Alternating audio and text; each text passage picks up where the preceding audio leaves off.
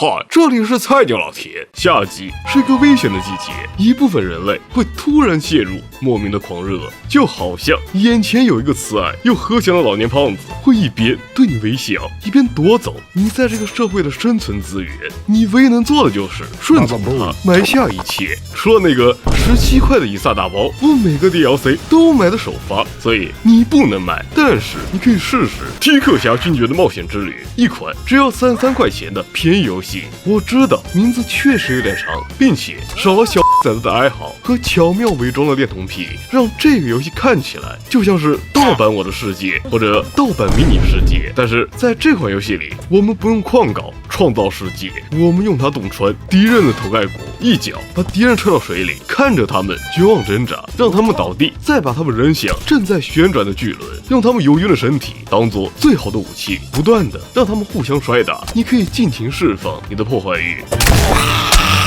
通过一个会自爆的敌人，我无法改变他的饮食习惯和思想，但是我可以操控他走向自己的同伴。我要提前给他10个带拍大脚，所以最终评分，我上一次那么开心还是在上一次。我甚至有那么一瞬间打算直接开张支票，让这位有才华的独立制作者自己填数字。虽然肯定没法兑现，但是至少他能知道有人十分欣赏他的作品。这是个温暖人心的小故事，就这个游戏的剧情一样。但是你知道还有什么更温暖人心吗？我们频道的老朋友在最近发布了全新活动，并且将为所有新玩家带来比以前更大力度的新手福利。我已经介绍过很多次这个游戏了，我们之间似乎已经建立了某种寄生关系。超爽的角色收集与深度养成，支持全自动挂机，绝对是你打发空余时间的最佳选择。活动期间只需要通过我的专属链接或者二维码下载《突袭暗语传说》，就会直接获得3名传说级角色和1名史诗角色。一开局就会直接获得隐4阵营的传说角色猎狐者空户，因为兼具输出和控制的攻击角色，被动光环可以提供20%全对爆几率。如果你之后能获得他的好搭档孟子，还可以进一步增强他的控制能力。等你的账号等级到达15级，就能获得来自兽人阵营的史诗角色扎卡拉，主打降低敌方防御力。另外，活动期间只需要连续登录7天，就能再获得1名传说级角色不死族阵营的均衡者瓦拉林，拥有强大的范围 AOE 攻击，还能无视敌方防御，并且施加虚弱、降低治疗等等实用负面效果，是被绝大多数副本。但是由于活动会在8月份截止，想要获得它，务必在7月31日之前参与活动。同时，游戏还开启了限时活动副本，可以挑战 BOSS 哀悼者雷亚，获得提升精准的强力装备，并且还能顺便参与活动，获得更多奖励。你还可以从6个兑换码中任选其一，在下载游戏后的48小时内兑换1名传说级角色，他们分别是野鸟兽人、流浪者爱丽丝、拉泽瓦格、大橡树帕德莱格、牧羊人菲莫和胜利者佩洛普斯。另外，老玩家可以使用这串促销码获得一些游戏内资源奖励，所以千万别忘了使用我的专属邀请链接和二维码下载《突袭暗语传说》，领取这些新手奖励，仅在活动期间有效，各位一定要抓紧时间了。哦，对了，别忘了来找我，希望你还记得我炫酷的游戏 ID 玩家15153256，或者加入我的公会，嘻，成为普攻缔造传奇。让我们继续，你将扮演踢克侠勋爵 Sir Kicklot， 一个很有历史底蕴的名字。我们耳熟能详的亚瑟王 King Arthur Camelot 代表他的量比较大，同理 Kicklot 代表他的带派大脚非常带派。作为小丑战争中最忠诚的小丑，只需要一次踢击，你就能把面前这位 NPC 踢到尖刺上，瞬间夺走他的生命。亲爱的妻子，我终于在一座叫教城的城堡里找到一份工作。不过有点奇怪的是，我只是整天站在一些尖刺前面。这份工作的待遇还挺好，我很快就能回到你的身边，并且支付你的医药费了。要是没有这些，我们差一点就失去你了。希望孩子们一切都好，除了父母，他们在这个世界上一无所有。真是非常详细的背景设定。我也希望被我踢到水里的邮差没什么家人，就算有，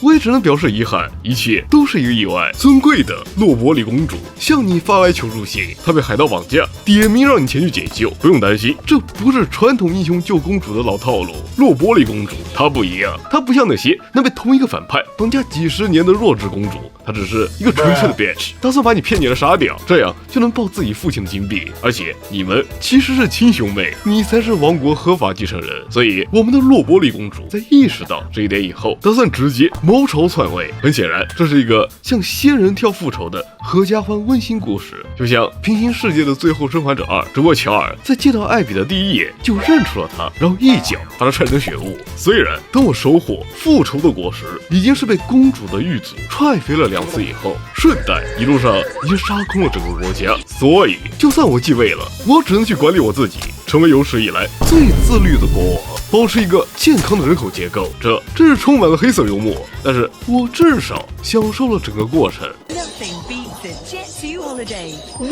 暴力是一种纯粹的罪恶，除非充满了艺术。而做这个游戏的人绝对是一名艺术家，毕竟教程刚教完你移动和捡东西，就让你一脚把这个来工作养家的倒霉蛋插到尖刺上，这种快感真的令人难忘，让我控制不住自己，只想不断复制同样的画面，悄悄潜入一个房间，在敌人发现我的瞬间，直接扔出一发铁锹，击中他的咽喉，把他钉死在尖刺上。他的同伙察觉异常，但是一切都已经太晚了，再来一脚，让他们一辈子永远不会分离。我知道这看起来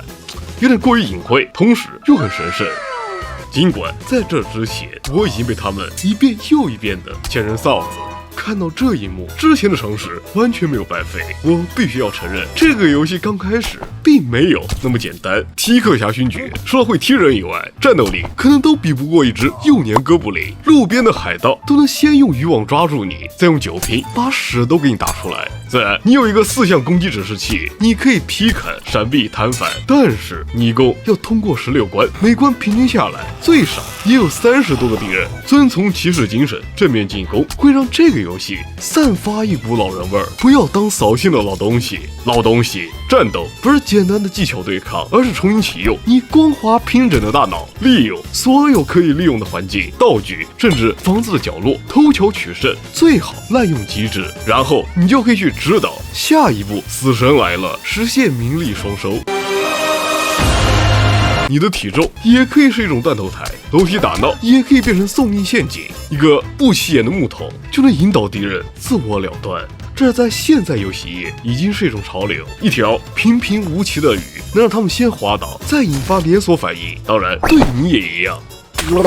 你更需要的是技能手册，知识才是力量，知识才能让你成长。当然，成长的代价就是你得在地图里钻来钻去，寻找这些藏得比你第一盘那个改了后缀名的隐藏文件夹里骚福瑞视频还深的书籍。这本质上反映了人类对于知识的渴求，让你认真读书，你会觉得无聊。但是如果是为了手搓核弹、心理操控，那就不要低估自己在做坏事方面的恒心和毅力。所以很显然，增加近战伤害是一个非常无聊的选项。你真正需要的是能举起倒地的敌人和攻击腿部让敌人倒地，这样就可以顺手捡个什么东西，直接把他们击倒，然后举起他们垂直发射，让重力帮你解决问题，并不血人，只是地板微脏。如果你又学了大力投掷，增加他们从倒地状态挣脱的时间，你就可以举起他们走到最近的尖刺或者巨马，给这些陷阱增加一点装饰物。学点魔法，魔法非常强大，火冰电风4种元素直接点燃、冻住、麻痹或者把敌人推走。是的，除了风元素，其他魔法都很无聊，但是你可以再点出元素陷阱，改变这个现状。现在你可以把这些元素放置在地面，电元素依旧还是无聊，风元素可以让敌人起飞或者让你实现超高跳跃，火元素会发生爆炸。如果你炸到了人类，你就炸到了人类；如果你炸到了哥布林，你就炸到了哥布林；如果你炸到了魔法雕像或者骷髅丧尸，就可以随机让他们身体掉落一些零件。但是由于他们几乎没有智商，所以他们会用自己仅剩的一条腿跳着过来找你。这个时候随便捡点东西，砸断他们的独腿，再用他们的腿去拆卸他们的其他部位，生产更多的武器。这些可怜的不死生物只能在原地默默接受这一切。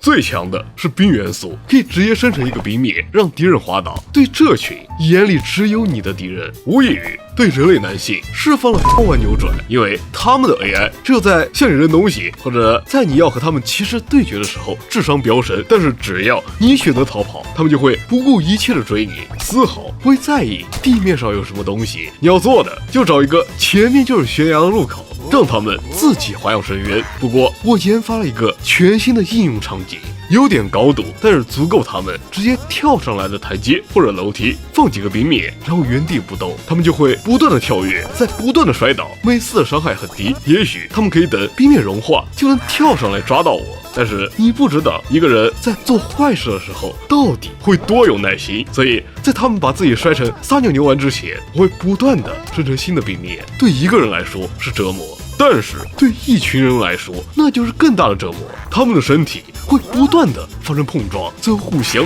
挤压致死。没关系，这非常人道，因为哥布林不能算作人。这种生物有足够的智商造出火箭，但是我不认为他们有足够的智商感受痛苦，不然也不至于把我丢进角斗场，让我又灭绝了他们一部分人口。这是非常会选择霸凌对象，要不是我怕这一视频没了，我一定会好好向你讲述一下在那群魔法学院小学生身上发生的恐怖故事。这里的教授们都是为了学费的诈骗犯，哈利波特只是他们幻想中的英雄，但是伏地魔是真的。所以相信你能看出来，魔法已经彻底做坏了。只要你愿意把这些点数全部投入到魔法上，你还能获得迷惑敌人同样攻击、瞬间移动、远程群物和直接夺取他们肉体的控制权，偷袭几个敌人，然后再自我了断。但花在别的地方，你只能蜷缩进木桶或者箱子，假装这也是场景的一部分。忍1时风平浪静，忍2时风平浪静，忍3时。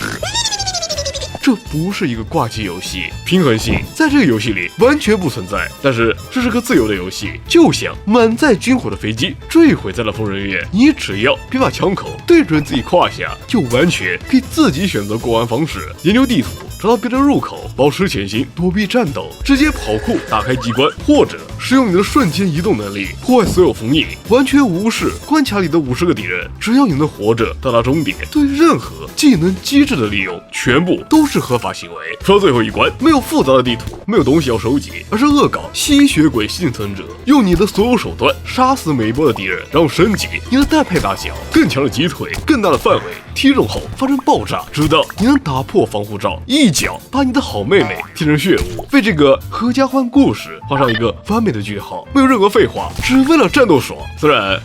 这是我见过最简陋的结算画面，无所谓了，这游戏只卖33块，作者就一个人，我不会要求太多。最后我依旧要给他10个带派大奖，所以最终评分非常好，沉浸式模拟游戏启蒙作。虽然这个品类已经濒临灭绝，因为对现代人来说，保持1分钟的注意力都是一种精神折磨。但是没关系，这个游戏剔除了复杂的文本世界观，只保留了最核心的高自由度。你只需要用游戏提供的工具和环境交互，发挥你对暴力的创造力，并且也不会有任何代价和道德压力。而且剧情非常黑色幽默，所有关卡的名字都包含了一个彩蛋，唯一的缺点短不够晚，我需要更多。总之一定要去试一下，绝对不会后悔。另外让我们再次感谢突袭暗影传说对本频道的大力支持。现在只需要通过我的专属链接或者2维码下的游戏，就会直接获得3名传说角色和1名史诗角色，开局就可以直接获得隐私阵营的传说角色猎狐者空腹，账号等级达到15级就能获得来自兽人阵营的史诗角色扎卡拉。活动期间只需要连续登录7天就能再获得1名传说级角色不死族阵营的均衡者瓦拉林，但是连续登录奖励会在8月份截止，想要获得它务必在7月31日之前参与活动。你还可以从6个兑换码中任选其一，在下载游戏后的48小时内兑换1名传说级角色。老玩家还可以使用这串促销码获得一些游戏内资源奖励，所以千万别忘了使用我的专属邀请链接或者2维码下载突袭暗影传说，仅在活动期间有效。那么这期视频就到这里，更多内容还在制作中，